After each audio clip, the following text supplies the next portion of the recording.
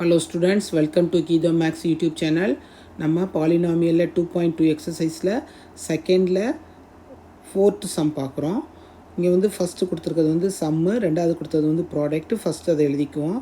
s is equal to 4, p is equal to 1. Then you have write down the polynomial p of x is equal to, apply the formula x squared minus s into x plus p.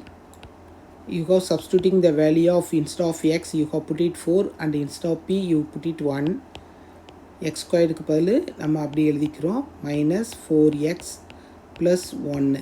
Okay, இப்போ வந்து டினாமினேட்டரில் வந்து எதுவுமே இல்லை, அதனால put k is equal to 1. k is equal to 1 போட்டுக்கிறோம். Therefore p of x is equal to x squared minus 4x plus 1. That's all. ரொம்ப எளிமையாக இருக்குல்ல ஸ்டூடெண்ட்ஸ், போட்டு பாருங்கள். நம்ம அடுத்த பயிற்சியில் நம்ம வந்து சந்திப்போம். தேங்க்யூ.